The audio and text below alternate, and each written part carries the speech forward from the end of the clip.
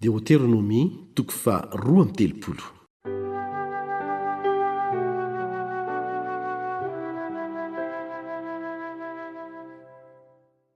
Ny firana nataony Mosesy.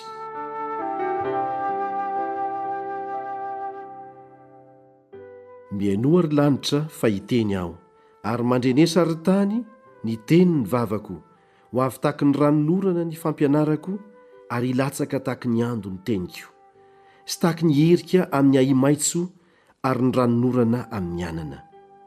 Fa ny anaran'i Jehova no hotoriako, maneke ny fahalehibiazan'Andriamanitsika, ny amin'ny vatolampy tanteraka ny asany. Fa ny lalany rehetra dia amin'ny rariny avokoa. Andriamanitra mahatoky izy, ka tsy misy ratsy ao aminy, marina sy mahitsy izy. Efa nasindratsy izy, tsy zanany ireny. Tsinony zany, taranaka miolakolaka sady efa nivadika izy.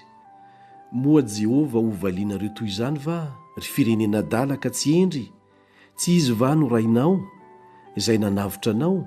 Tsy izy va no nanao anao sy nanorona anao? Tsarovy ny andro fahiny, saino ny taona hatr'izay. Anontanio amin'ndrainao fa hanambara aminao izy, sy amin'ny antom-panahy eo aminao fa hilaza aminao izy. Fony nomeny ny avo indrindra zara-tany ny jentilisa, ka samy natokatokany ny zanak'olombelona, dia nitendreny ny faritanin'ireo firenena araky ny isany zanak'Israely. Fa anjaran'i Jehova ny olony, Jakoba ny natokany olovany.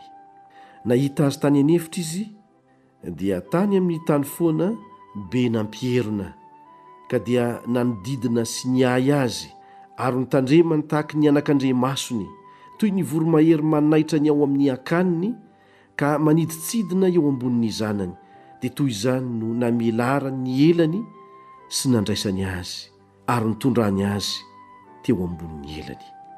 Jehova irery no nitondra azy, ary tsy misy andriamanitra hafa teo aminy. Nampandeha azy teny ambonin'ny havoana amin'ny tany izy, ka nohaniny ny vokatry ny sa.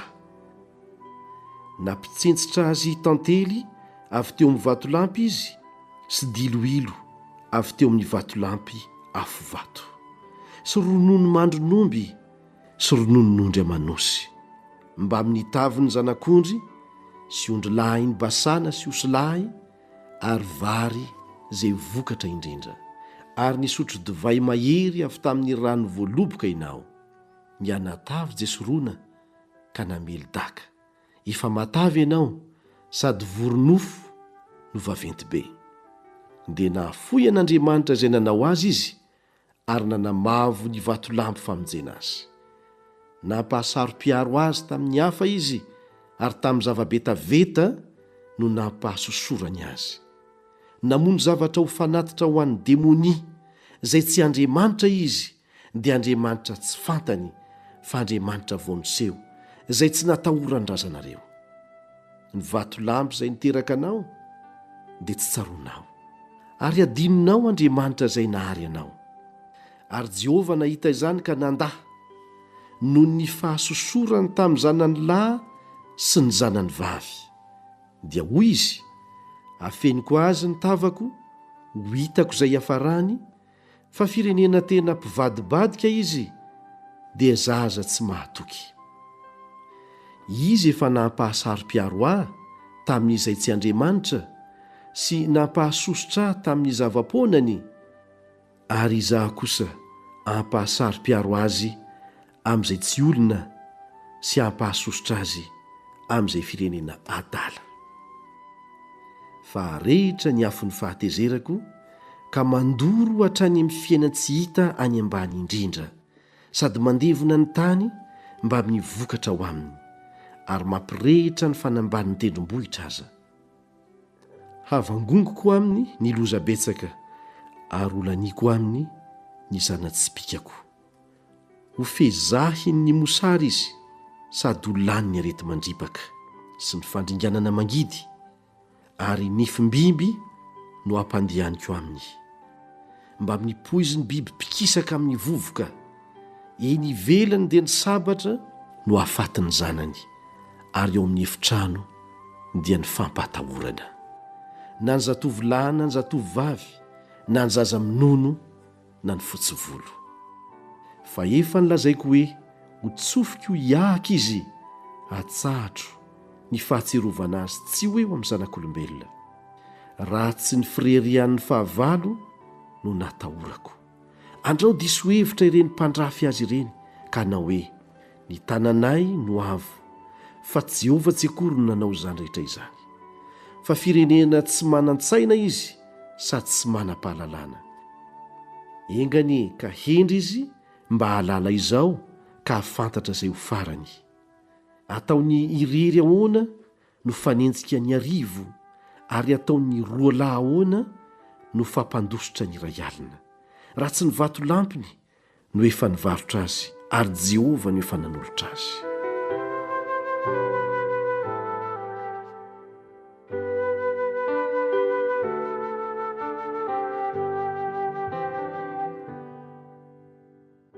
Fa tsy mba mitovy amin'ny vatolampintsika ny vatolampiny reny, na dia izy fahavalontsika aza no hitsara.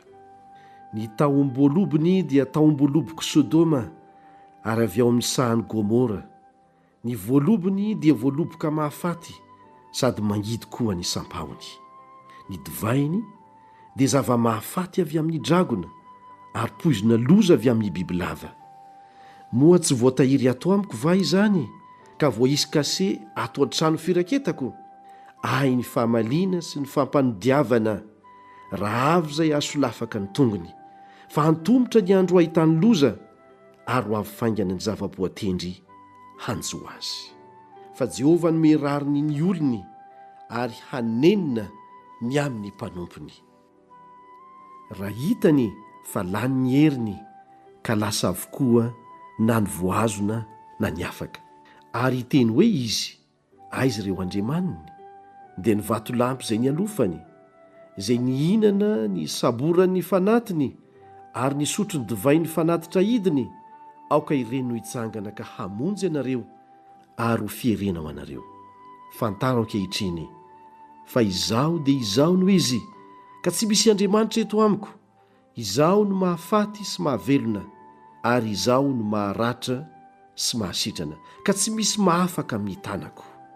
Fa manangana ny tanako amin'ny lanitra aho ka manao hoe raha velona koa aho mandrakizay. Raha manasa ny sabatro manelatselatra aho ka voarain'ny tanako ny fitsarana, dia ampanodiaviko ny mpandrafy ahiny ataony ary hovaliko ny mankahala.